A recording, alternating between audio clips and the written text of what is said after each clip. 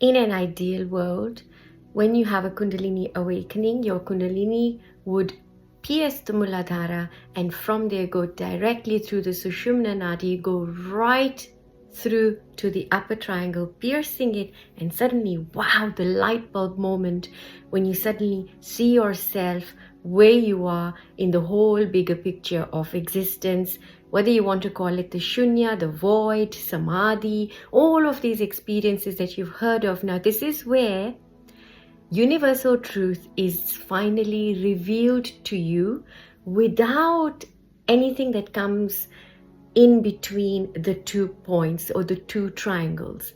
Everything that happens between the upper triangle and the lower triangle, that is where most of us live our lives.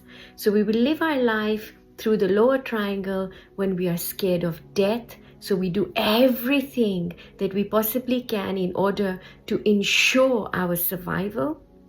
When we know that we are surviving, apart from wanting to survive, what do we want? We want to continuously express and experience the pleasures of life. We want to experience all of these 5 senses. And so this is where we go into sexual desires, we go into greed, we go into jealousy. So all of these sensual experiences, sometimes going more towards the pleasures than what is good, what is right. Whether there is any of that as well is another case when we go upstairs. In this, folks, when you're moving from pleasures, and then you come up to your heart, now here, some of you will be very heart-centered. Some of you will have a very open heart, will feel a lot of compassion, and you may not have boundaries. Yeah, so boundaries are not really needed. They are only needed depending on the point at which you are operating from in your consciousness, right? Because eventually when you know who you are and you are walking your authentic self, and that your seat of power, your sense of self, which is sitting in your nabi, when that is balanced, so where there is no greed, and then where there is no egoistical behavior, where you're trying to establish your place, and that your place is the only place, your way is the only way, and it's all about you, and then we become power crazy, we want to usurp, we're greedy, and then you know the rest of it. So you just look around and it's all there. So which is what we call the false matrix, which is what we call where we have misidentified with what the definition of being empowered is.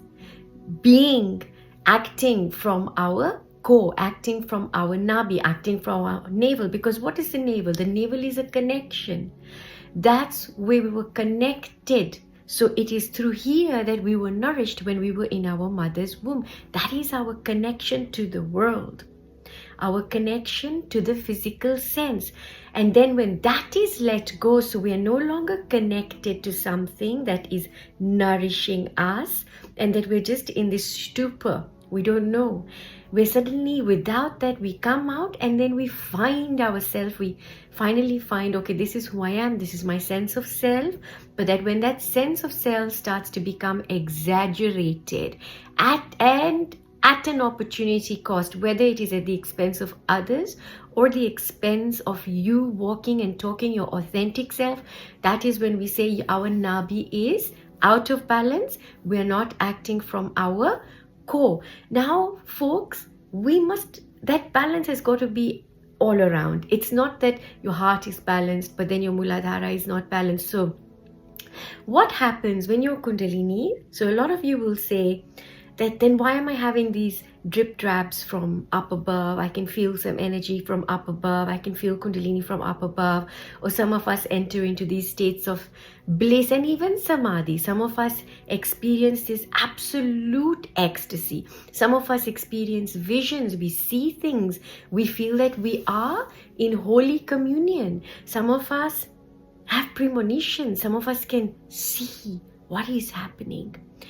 And yet we won't feel fully balanced. Something is not quite right. And usually when this happens is when the upper chakras are more active, or so your upper triangle has sort of taken over without that being reflected fully in the lower triangle. So remember, the lower and the upper must be transpositioning.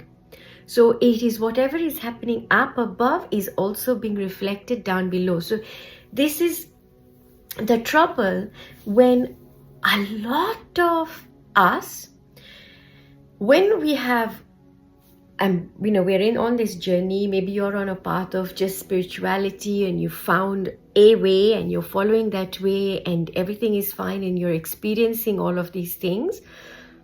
You've met gurus and you are, in an ecstatic relationship. You feel that and you feel a connection towards which you are willing to invest your time, your attention, and that emotional connection, folks, that what gives us that grit to want to go through the cleansing, to want to go through, walking barefoot to certain places, experiencing various austerities. We will gladly go through so many of these things because of that connectivity, that connection that we are feeling with that towards which we are attentive, and that will be the subject of our devotion. Say, for example, if you've gone to a guru or a school of thought or a philosophy.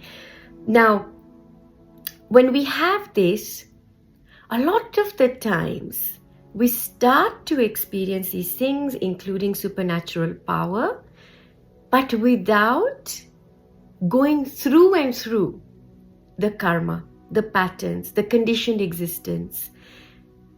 You can call it false matrix, right? That is a sort of new word, that is new phrase that's been going on for a while now, but that's the thing. So that is, we can say, our belief, our limited beliefs. When you are in that state, without a framework, you will run away with the supernatural powers and then we'll get stuck there. We'll think, okay, now I've reached. And a lot of us folks,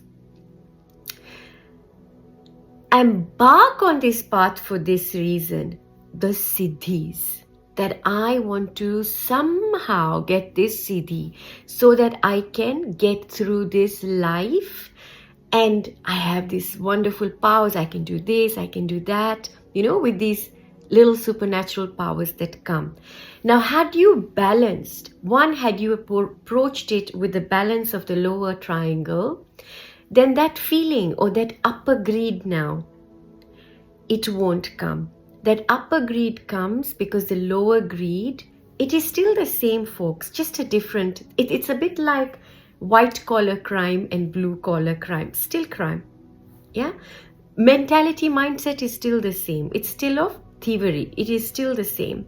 So the same thing, when you've not fully gone through that, that is the whole reasoning behind let's prepare our nervous system, not just the nervous system, your consciousness. Raise your consciousness as this life force inside of you starts to uncoil at a pace that is working in tandem with your consciousness. So it is not that your consciousness is of an animal and Kundalini has awakened, right? And then she'll sit in that. So whatever she'll project outwardly will be that of an animal.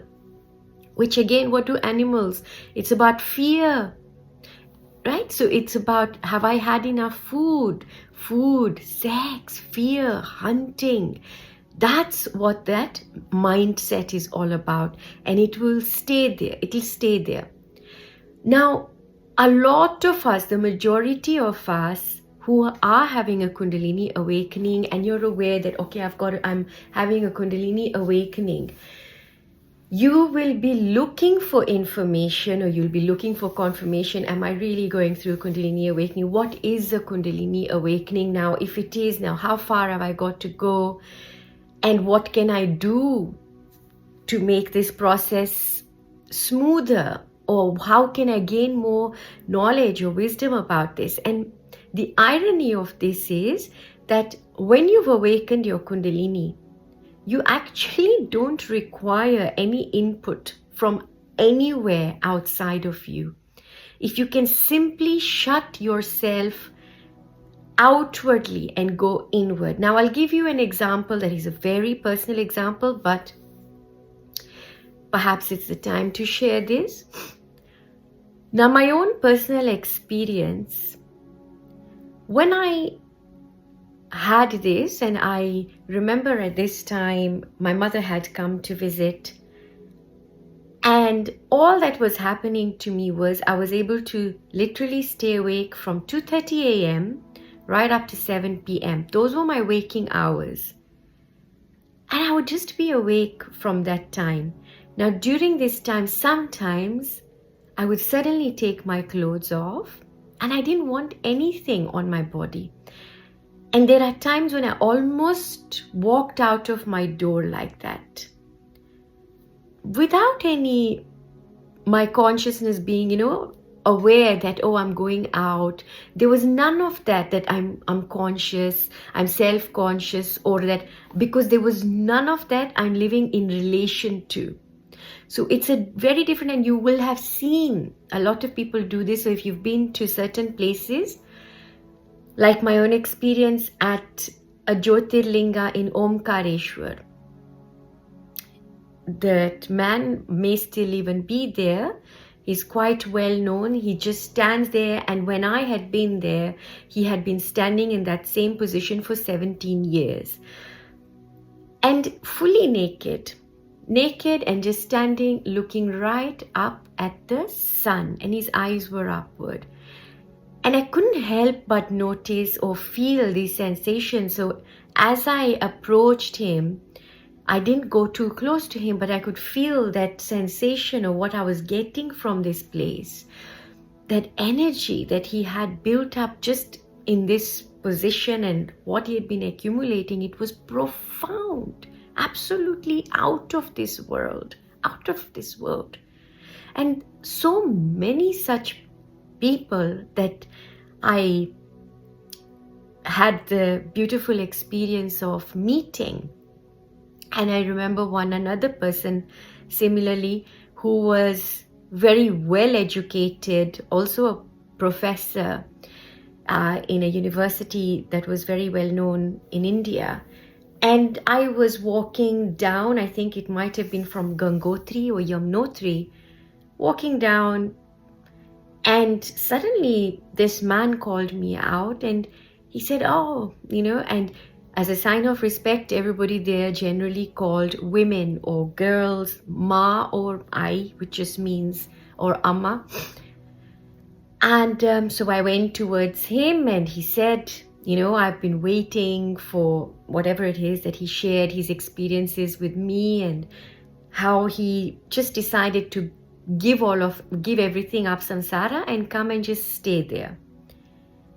In Shirdi, I met a beautiful person, a doctor, who had also similarly, he had a vision many moons ago. Was doing very well as a doctor, I believe in Mumbai. And he decided to move to Shirdi, and he's been living there ever since. He sweeps the floors of the masjid, the Dwarka Mai, where Shirdi Sai Baba was believed to reside. Now, there are so many such instances, folks, and you yourself will have your own experience. And I would love to hear. I can sit and listen to your stories. And it is beautiful to hear how people, when they are moved by something, or when you have this profound experience, certain things happen. Now, when they all go into this and you go and then you sit somewhere, or you're sitting, and you don't have to do all of that, but when you're called to do all of this, that's the part that you have meted out for yourself. And for some of us, it may be that we are still very much fully functional in society. Maybe we have normal jobs, maybe doctors, scientists, shopkeepers, beauticians, bus drivers, construction workers, beautiful other extensions of the way that we add value to each other in our communities, wherever that we are. We will be doing it in so many different ways. Now, when your Kundalini is awakened and you feel this, you're moved and you go and do these things. And sometimes it's not just your Kundalini is awakened, but you've had an experience, you've had a spiritual awakening. So you've had a moment when everything has come to light for you, or you've had a moment where you have literally fallen in love. You have fallen in love and you've made that which you are in love with your all. And your whole life is now around that. Now, in that sheer devotion or devotionality, you lose your sense of self.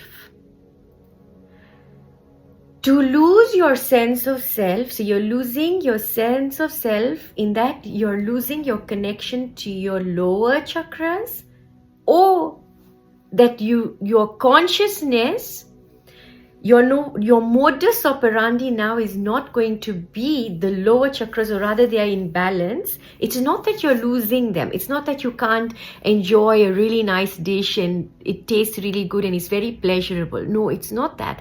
But that won't be the cause of why you are doing things, which is what your modus operandi. So your motive, right? So it's not even a motive, but let's call it your modus operandi. So your point of operation at your consciousness level. Having said that, when you are now having all of these experiences, there are some of us when we will totally disregard. When your petty sense of self or your sense of self starts to drop, it has to drop not bypassing the lower chakras and whatever they have accumulated, but through them. That's very, very key. So that as you are doing this, you then don't go and get stuck at the upper levels, because just because it's our upper triangle, it doesn't mean that we don't have the same issues that we have in the lower triangle. We are there, but at a different level now. At a different level. So, which is, we'll say, it's a spiritual ego. It's a different level altogether, folks. Right? So, most of us, we will be operating between Muladhara and the Sahasrara. Now, if we're operating at Sahasrara, now this is where there's no life. Like, we don't want to be connected to the lifeness, to living, to participating, to engaging. So it's very suitable for those of us who are tyagis, sannyasis, who are monks, right? But who have literally renounced fully. Now that's a completely different level, which is quite the opposite to the Muladhara. They are literally like two different, polarized. One's job is to create and one's job is to destroy. And in the middle, the job is to preserve. So what's keeping this game of life going? What's keeping us in this loop? Right? So what's preserving is everything between the Sahasrara, so which will be between your Agnya and your Swadhisthana. Those points. So we leave the Muladhara on the side, we leave the Sahasrara on the side, and everything that is happening in between is your preservation. During this time, folks, when you've got to now, you go through, when you've had this profound experience and you say, no, we cannot just have the profound experience, but it has to be going through. So I remember so I used to walk as I did, or I would just take everything off, or, I would shave my head a lot of the times. And some of you might have already seen these photos on whatever I could find. And I remember the very first time that I had done this, and I just had the feeling that no, I want to let go of dharma, or every connection that I have. Why am I keeping my hair like this? I don't want it. I want to lose that sense of, you see, like our hair is in a way our pride, that this is me. So I want to be bare. I just basically want to be bare. And I remember that I asked a lady who didn't live too far from me, who was also a hairdresser, and I said to her, look, I want to take my hair and give it away. So can you please do this? And there was nothing that had happened. It was nothing, there was no tragedy, or there was no nothing. It was just something that, right, I just knew I had to do. And so we did all of this, and they were, put all the hair together. And I remember sending a photo to, and my mom happened to open this and found this, and she was absolutely devastated. Absolutely devastated. She couldn't understand it. She couldn't fathom what had happened, and she thought to her that I had literally lost my mind, which is what happens. You do lose your mind, or rather the mind loses its grip on you. You no longer have that feeling that I must conform, or that I have to live in a particular way. So that's when you are shedding that sense of self, you're shedding whoever you thought you were all this time. It completely goes and it's annihilated. With all of these folks, without having worked through that, and when you're having these amazing experiences, and then you start coming out of those experiences, some of you will get very depressed, or it'll mimic a depression. Some of you will feel numb. Some of you won't know what happened. And this is usually that grounding, or that lower triangle as well, has not been worked through. And as you're coming out of this, if now you're in a job or you're participating in life, at this point, your patterns will start to come up as well. So there'll be things that you have to deal with, and they suddenly hit you, but they hit you very, very strongly. It won't be like before, folks. So the way that you're moved, the way that you're affected post a Kundalini awakening is quite different. It's intense. It is so intense. You'll probably need more time to recover than you did before. But your recovery is swift and it stays. But it's not a recovery that is just a band-aid, just for something else to happen again. But no, it is literally your sense of self. You're working through that, and that is being deconstructed. It is not just that you're deconstructing it by just that, okay, this is my pattern and I'm working through it. But you're literally disowning all of this, right? You've understood, not just on a psychological level or a mental level. No, you've gone to the root of it. And this is where your ancestral healing, inner child healing, how it then all fits into everything else comes in, and you are at peace with all of these things, right? There's none of those tendencies like, you don't feel frustrated, you don't feel angry, you don't feel like, I have something to forgive, or this happened to me, that happened to me. It's gone. It's out of your system. You've worked. So that's when you worked through this. And so to access that bliss again becomes much, much easier. As you lighten your lower chakra burden, so as that gets lighter, it is easier for you to get into higher states, and then you bring them back down without getting stuck again and again. And when you are like that, you are able to sustain this. But also remember, As you're going through this, no one moment is going to be the same. No one day is going to be the same, and no one experience from the other is going to be the same. So we can't pigeonhole, we can't categorize that this is the way your awakening has to take place, and that this is the way the movement is going to take place, or these are the sensations. No, we have a framework, so we know that we're going to move yo-yo between these points. And you know which points they are, depending on what's most active, what's most dominant for you. So what most dominant can be, okay, and you know, and don't forget the other thing also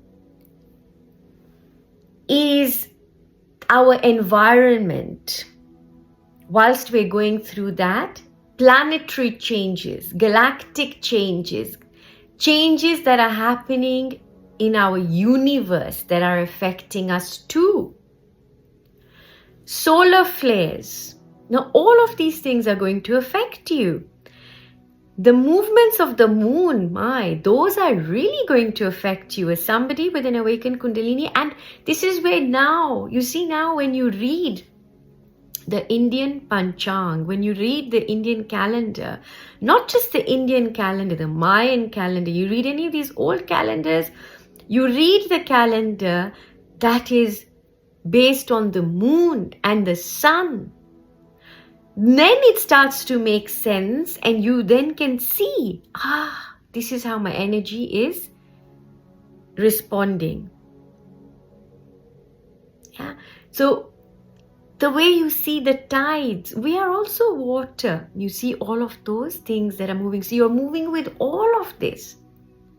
So while all of these things are happening, wherever you are, whichever point you're in your level, apart from you just dealing with yourself as the microcosm, you're also at present experiencing your place and how everything around you is experiencing itself through you.